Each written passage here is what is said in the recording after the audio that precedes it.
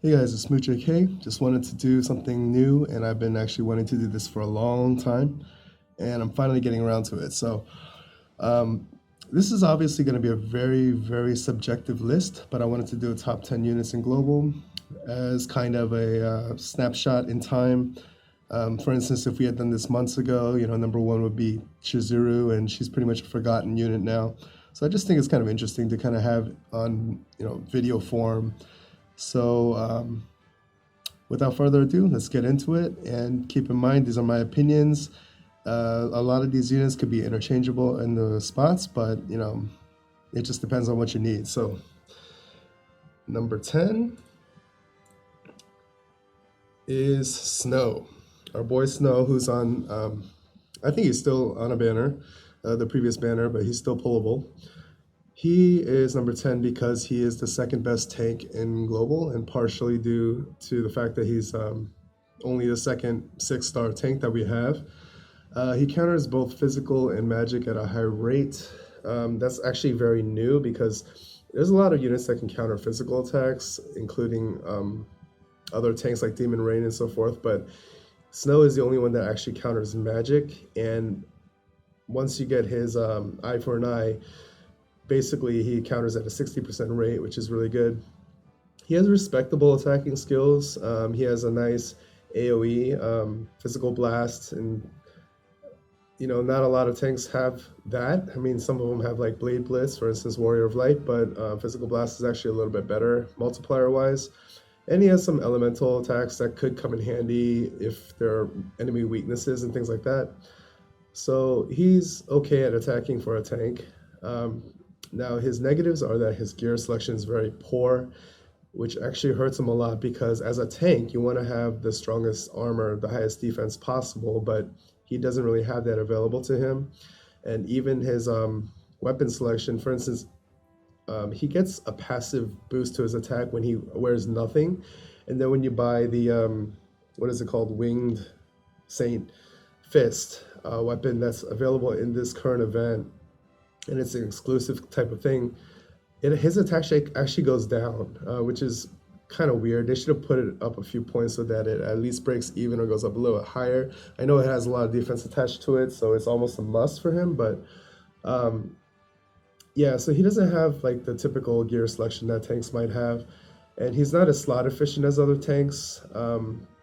He doesn't provide any support skills. He's basically just a tank, and he counters and does a couple of attacks, but Warrior of Light would have full break, for example. Cecil has a whole lot of tools in his toolkit as a tank, and we'll get to him later. So he's pretty limited, but he can be a really fun unit to play around with.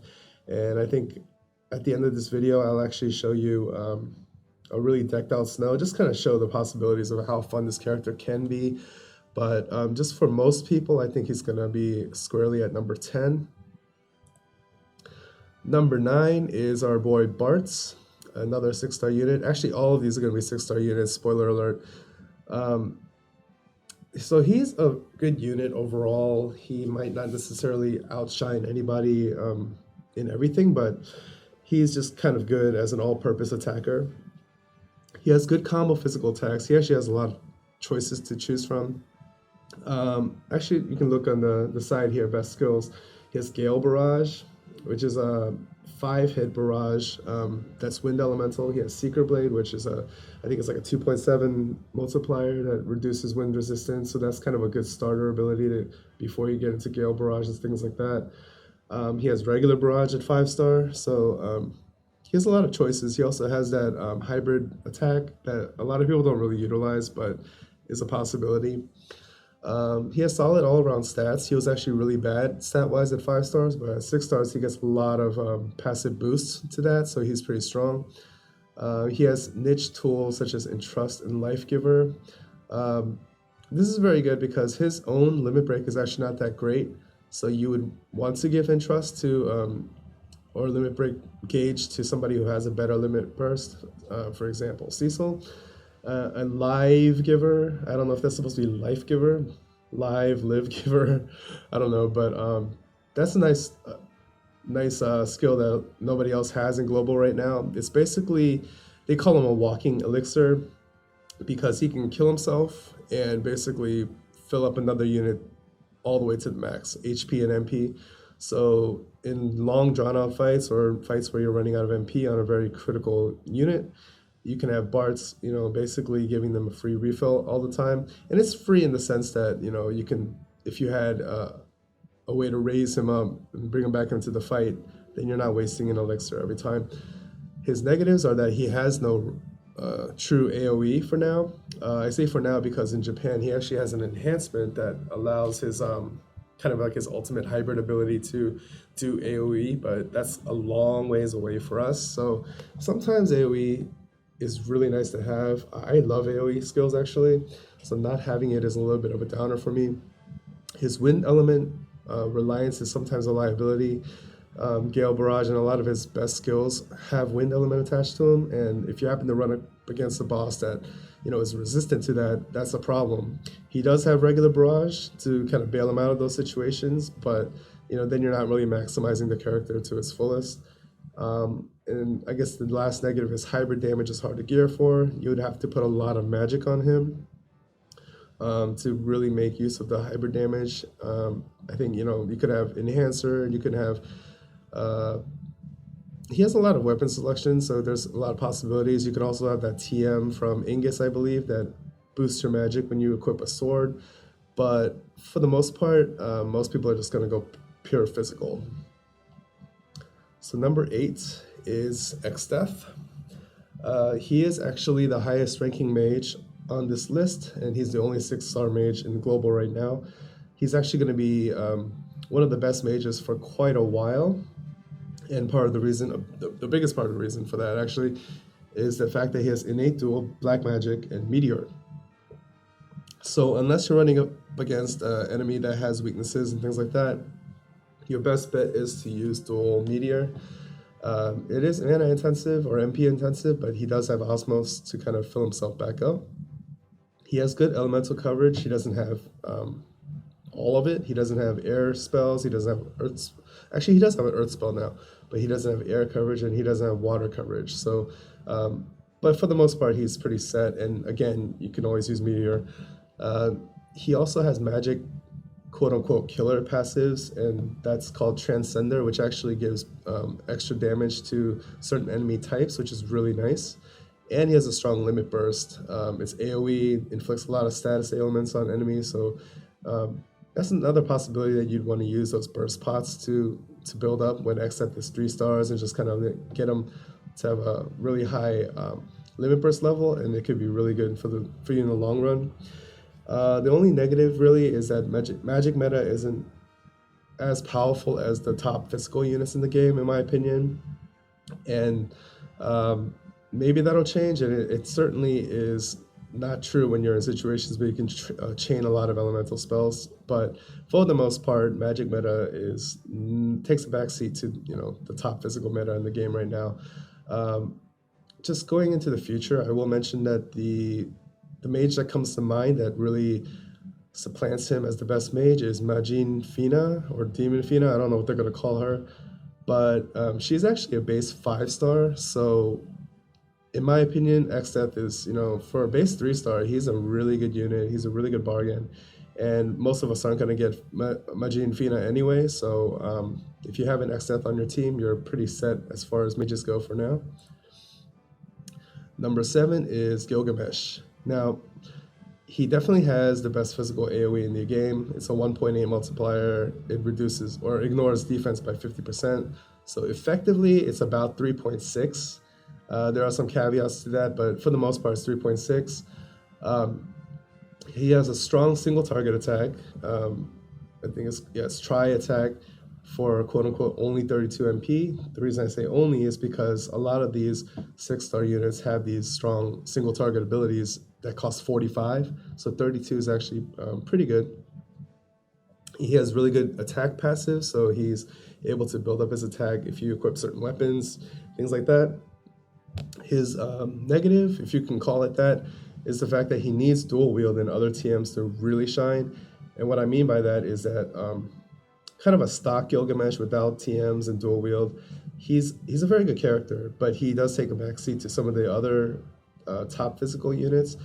But if you get dual wield, if you have other TMs and you really build them up properly, he can actually outshine those other units, and he can actually uh, top out at an insanely high attack. I think like high 700s, maybe 800 is possible right now. So he has a lot of potential. You just need to have a lot of TMs and stuff to gear him properly. He is a base 5-star, unfortunately, so a lot of us won't get him. Another thing worth mentioning is that his own TM is really good. It's a accessory that gives you dual wield and basically 10% stats like a hero's ring, so very good. I'm not sure if I really mentioned this in the other characters, but his best skills are Divider, which is that AoE attack I talked about, and it's really good AoE. But you know, even if you have to use it as a single target attack for whatever reason, it's really good there too. Tri attack is his single target attack, and Wind Slash is another decent AoE that's cheaper to use, 23 MP, and it has a decent multiplier. I think it's like 2, so he has some options there. Number 6 is Refia, who is our best healer in global, and she actually will be for at least a few more months, I think. Actually, I'm not sure when Rem comes, but yeah, Refia is very good. She is 6-star, of course, and part of the reason why she's the best healer is because she has stats to survive. She has Kiraja, as all good healers should have at this point, and full life, which is really good for keeping you in the fight. I mean, if you have regular raise, a lot of times if you're in a tough fight, you'll raise up that character, and then the next turn the boss will attack and that character dies again. But with full life, they actually have a chance of staying alive, which is really good. She has strong support abilities, for instance, Embolden, which is a better version of Cheer. That's 45% instead of 40, and it lasts 5 turns instead of 3, which is very important because it kind of frees her up to keep healing your party and not worrying about, you know, refreshing that all the time. I put here status ailments are afraid of her, partly to be witty, but partly because there's a lot to explain. So as a character herself, she's resistant to a lot of status ailments that would normally knock out healers and mages in general. So she's resistant to things like silence and so forth, and she's always going to be pretty much up and running, even without a ribbon, even without some kind of accessory to protect her against those things. So that's very important for a healer. But I also say that because she's good at healing pretty much at any status ailment. She has Asuna, she has Stona, so you're not going to be left, you know, unable to deal with those things when you're in a fight. Her only downsides are that she has no MP restoration ability, and that's kind of unfair to put as a downside because not a lot of characters do. But I think as we go into the future and we see a lot of these expensive abilities MP-wise, it's nice to have a unit that could restore MP or kind of, you know, have that regenning over a long fight. So that would be nice to have. And also dual cast helps her a lot, and without it, she's definitely a little bit more limited. If she has dual cast, she's really, really strong. It's almost impossible to lose if she has dual cast, honestly, because as long as she's staying alive, she can dual Kiraja, she can even dual full life or whatever she needs to do, and you know, she's always keeping the party up and running. So dual cast is very important to have on her. If you don't have it, she's still a great healer, but she's not as good as she could be. And I've already explained all the skills that make her good over here on the right side, so let's move on. Number 5 is Elza, who was a Brave Frontier Global exclusive. She's an attacker and a debuff. Base rarity is 5-star, max rarity is 6-star. I don't know if it's even worth mentioning because she's impossible to get right now, and I don't know if she comes back or not, but she was a limited time unit. Her highlights is that she's the most powerful debuff in the game, and I'll move over to here. Best skills, Ravaging Blow is the reason for that. Ravaging Blow lowers the enemy's defense and spirit by 50%, which is the highest. I mean, like for instance, Full Break is 30%, Ravaging Blow is 50%. Although it doesn't do attack and magic down, but still, once you do that, your damage dealing is effectively doubled for your entire party. Whether they're using physical attacks or magic, everything's going to do double damage, so it's really good. And plus, the attack itself is not bad. It's like 2 multiplier. She has the strongest single target ability in the game. Madness Rush is 3 hits, but it does 4.2 multiplier. And you could argue that Gale Barrage or whatever competes with that, but in my opinion, considering the character and the fact that it's not elemental, it's the strongest single target ability in the game. Also, her Tablet of Ruin materia was very easy to get at the time, and it's really, really good. It gives you 20% attack, and it gives you 100% extra limit burst gauge fill rate, which is good because their limit burst is actually really good. It's a good AoE. It is dark element, so maybe sometimes it's not going to be good, but for the most part, your limit burst is going to fill up so fast with that Tablet of Ruin. Um, and it's worth noting that other abilities that she has, like Madness Rush, also increase that fill rate, but still, it's a great materia and it was easy to get. She has very high attack with passives. I think she has like 50% extra with a spear, and that's the only equipment that she can put on anyway, and 20% passive, so she's really good, high attack. Which leads to one of her weaknesses is that she does have limited equipment selection, and she has no dual wield natively, which limits her somewhat, and she has no natural AoE. Again, for me, that's kind of a big deal because I love AoE, but it doesn't stop her from being a good character.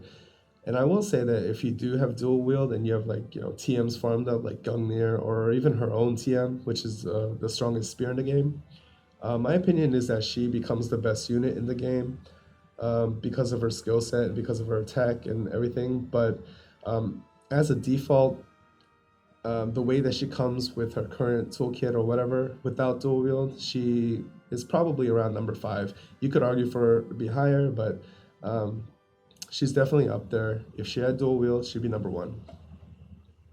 Oh, and she has passives like Man Eater, Demon Killer, Dark Favor, situationally useful, but basically you can, eat a very strong attack by a boss, die, come back to life, and you're ready to go. So that's kind of nice to have too, but she's just a very cool unit, has tons of great skills. Number 4 is Luneth. This is my best character that I have, but I think he is number 4 for a number of reasons. So first of all, he has innate dual wield. He's only one of 2 units to have innate dual wield. That makes a big difference. Obviously, you can do all the abilities and attacks twice, and it just naturally increases his attack when you put on 2 weapons. He has high attack with passives. If he has I think he has like a 30% attack and then like an extra 20% with a sword. So that's really good. He has good AoE and single target options.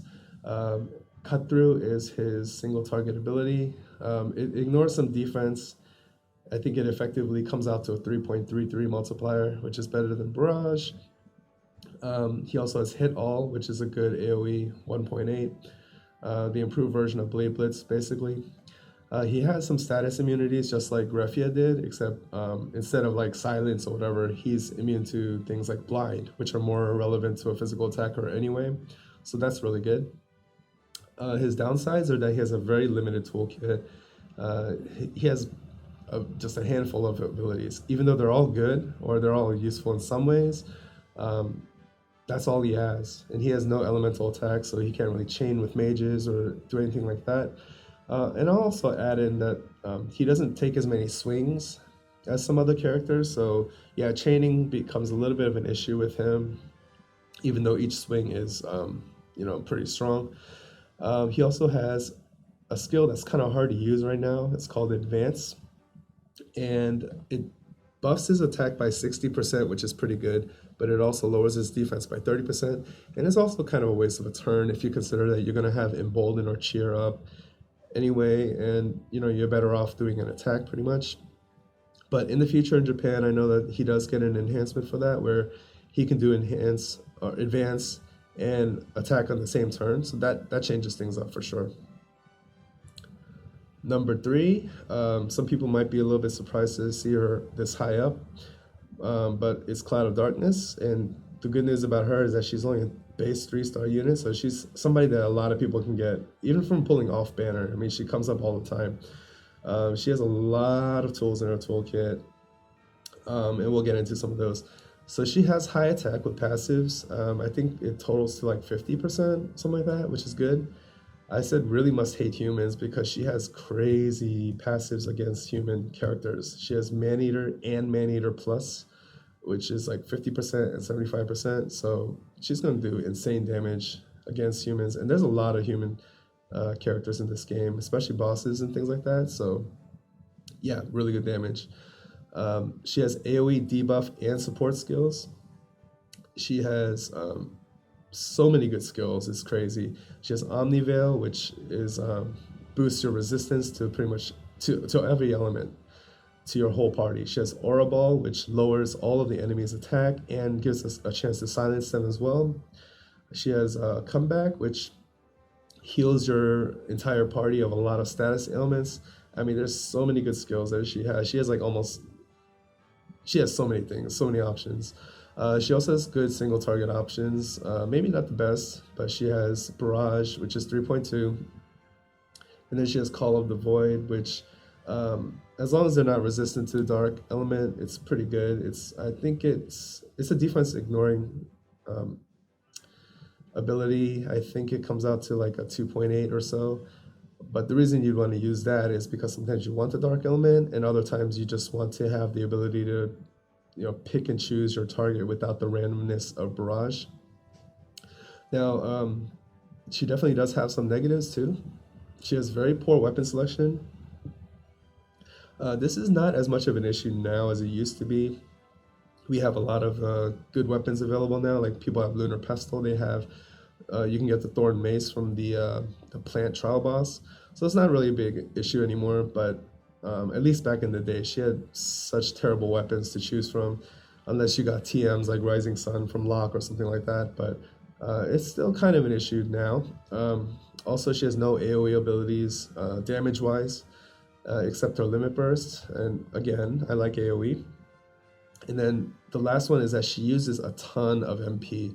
Unless you're just doing Barrage every round, which kind of limits her potential or makes her just an ordinary unit in a way. A lot of her skills use a ton of MP. Call of the Void uses 45. Omni Veil uses 53. Aura Ball, I think it's 30 maybe. Comeback is 20. So she needs a lot of MP to keep doing all these buffs and things to your party. So if you don't have a lot of ways to regen your MP, you don't have a lot of ethers, or you don't have a Bartz or something like that, you can run out of MP really quickly. So that's a downside to her. But overall, she's a great character and kind of a top choice to bring into really tough boss fights and trial bosses. So that's why she's number 3. Number 2 is Lightning. So this does make her the highest ranking damage dealer, and this is controversial a little bit because people have different preferences, but let me explain. She's the other unit that has innate dual wield. Again, that just automatically puts her, up there, being able to equip 2 weapons and, getting the attack boost from that. She has amazing elemental coverage. So she's able to chain with magic spells. She's able to chain with herself or other kinds of elemental attacks. She can cover fire, ice, wind, lightning. The only things that she can't cover, I think, are water and earth. But yeah, she has so many skills that are elemental based. So, she always has something for the situation. She has good weapon selection, as I mentioned. A lot of the weapons that she can choose have really high attack or really good TMs associated with them, including random things like Ramadan TM from Mustadia, which is a great gun. She can just equip a lot of good stuff, great swords, whatever. She also has great AoE options. A lot of those are elemental, but she also has Area Blast, which is the same thing as Hit All or whatever. So she always has something for the situation. I don't know if she necessarily has real negatives, but she kind of has these things that kind of dampen her a little bit. So Crushing Blow, which is like her best single target attack, is good but not great. Costs 45 MP, which is pretty hefty, and it's only like a 2.7 multiplier, which is lower than Barrage, not as high as some of these other 6-star abilities. It does lower the lightning resistance a little bit, like 20%, but overall, it's not very MP efficient. So that's one downside of her. Her attack is good. but not as great as some 6 stars. So I think with passive boosts and things like that, I think it's only like 30%, which is still pretty good, but it's not as high as Luneth. It's not as high as some of these other characters that I mentioned, like Elsa and Gilgamesh and things like that. So you can gear her up to be a monster, but just naturally speaking, she's not going to have quite as high attack as some of the other 6-star units. But of course, the dual wield makes up for that. And I made a mistake on the slide here. She's a base 5-star, not a 3-star. So, and I guess I didn't change the support thing too. So I bet. But she is a base 5-star. She can be pulled right now. Very hard to pull, but she's a great character. Does fall off a little bit in the coming months, but you're not going to complain if you pull her at all. She's very good. So possibly controversial, but my number one unit in global right now is Cecil, the Paladin version. He is a dominant tank, and tanks are very, very important in the current meta. It used to be that you could get by without a tank at all, but now you're getting these bosses that just hit way too hard, and they can one-shot a ton of characters on your party. Even if they are 6-star, they can one-shot them. So it's very imperative that you have a tank that can take those shots for your party and survive. And quite honestly, just the gap between him and the number 2, which is Snow, is really, really large. Like other characters like Lightning or whatever, there's always alternatives that are good. Like if you don't have a Lightning, you can do just fine with Luneth, do just fine with Gilgamesh, and so forth. But if you don't have a Cecil in your party, you can make it work, but it's definitely a big drop off, I think. He's just dominant as the best tank right now. He's a tank, healer, and a support, so he's very, very slot efficient. He has great armor selection and defensive passives, which is what a tank should have. He can equip everything that he should, like heavy armors and things like that. He has healing and support. I already said that he's very slot efficient, but you have a guy who's tanking for you with Saintly Wall, which is a great skill, 75% chance to block an attack for somebody and reduce that damage for himself by 50%. But he also has Cure Raja, and he has Focus, which is boosting magic and spirit, which is very good. And he also has random stuff like Dispel, which, for instance, in this current event is very useful if you don't one-turn kill everything, because they put up defenses and stuff like that. One thing I will say is that Curaja is effective on him because the way this game is designed is that the spells kind of have a base healing amount that's pretty high for Curaja, and then there's a little bit of boost depending on the spirit level after that. But even if you have pretty low spirit, it still does a good amount. So having an extra healer on your team is very, very good. So when he's not, provoking or tanking and doing things like that, and tanking is for the most part passive anyway, he's able to heal up and just keep everybody alive. So he's just great like that. I guess if you had to nitpick and give him a negative, is that it would be nice to have attacking options. He doesn't really have any attacks. He does have like Demon Killer passive, but he doesn't really have any good way to make use of that. I personally put counter on him because it's just fun to watch him counter with that Excalibur in his hand or whatever, but he doesn't really have native attacking options. So that's one downside. Like in the future, Warrior of Light, when he gets a 6-star, he's a tank as well, a great tank, but he's also able to do things like full break or even better breaks and debuffs. So, but as of now, Paladin Cecil is definitely the best tank, and he's just very important for keeping your party alive. Again, you can get by without him if you gear up really well, some other tank, but if you have him, your whole party is just improved vastly. So that's why he's my number one unit. Anyway, I hope you guys enjoyed this video. I know that there's going to be a lot of controversy or disagreement, but it is my opinion, and we're allowed to disagree, and I welcome that. So yeah, I just thought this would be a fun thing to do. I've been wanting to do it, and it's been nagging at me, so just went ahead and did it. Hope you guys enjoyed.